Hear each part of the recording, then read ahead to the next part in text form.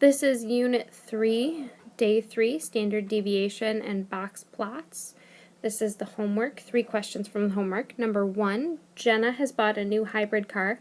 Each week for a period of 7 weeks, she has noted the fuel efficiency of her car. The results are 45, 44, 43, 44, 45, 44, and 43. Find the mean and standard deviation. So what you're going to do is you're going to use your calculator. You will enter all of the numbers for the data in the stat feature under list 1. And then you will use the stat and over to the calc feature to find the mean and standard deviation.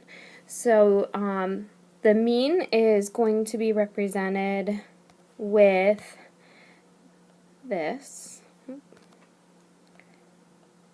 x with a bar over it, and the standard deviation is either going to be a sample deviation or a population deviation. Now we have to decide, and for this one it says each week. So not some weeks, not every other week, but every single week Jenna has tracked the fuel efficiency for 7 weeks for her car. So this is going to be a population. And the population standard deviation is the weird O thing and the X. Okay, so the mean, you'll notice, is 44. And the standard deviation is 0.76.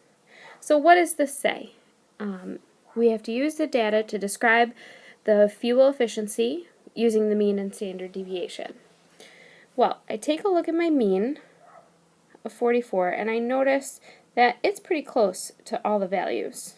I also notice that my standard deviation is low. It's less than 1. So, since the SD is low, and you would put this in a complete sentence, SD is low, data and mean are close. This means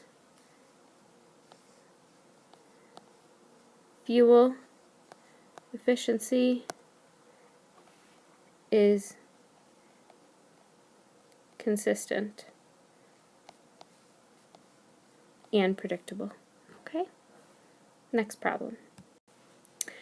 Here we are given a data set, and it says use your calculator and the data below to find the following information, round to the nearest tenth.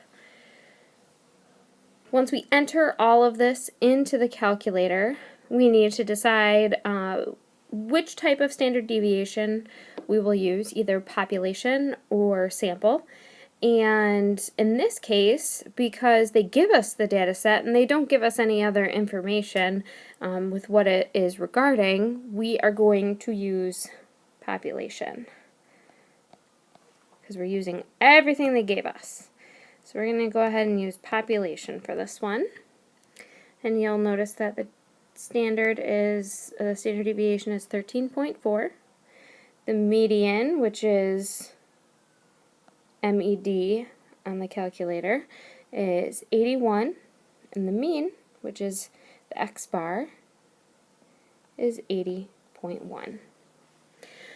The next question says, what range of values fall within one standard deviation of the mean?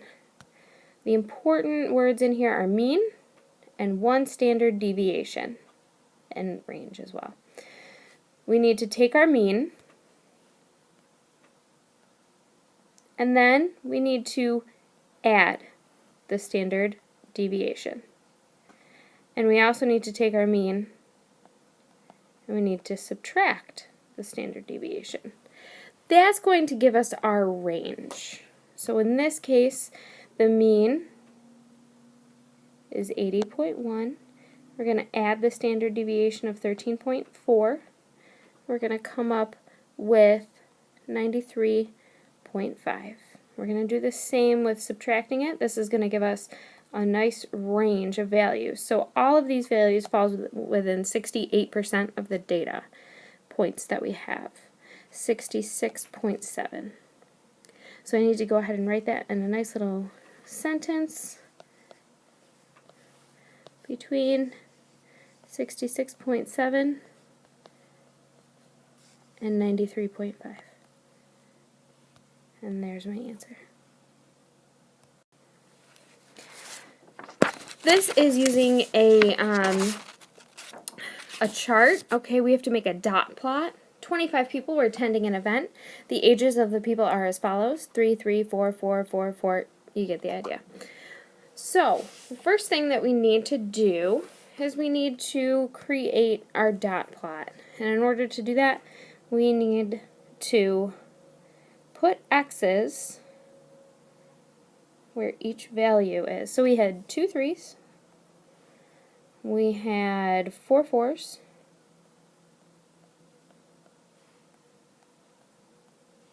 we had a 5. My numbers are a little off from my lines, sorry about that. We had 7 6s, 4, 5, 6, 7. We had 6 7s, 1, 2, 3, 4, 5, 6. And then we had a 16, a 17, 2 19s, and a 20. Okay. So these are all of my data points. So what I need to do now is enter them into the calculator and find the mean.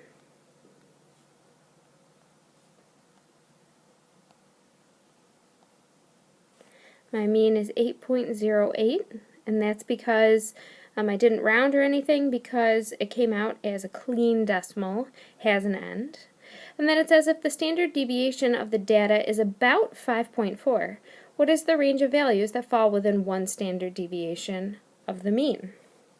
So this is the one where we say mean, and then we add the standard deviation, and mean, and subtract the standard deviation. And that's going to go ahead and give us our range, and it will be a large range, you will see, of data.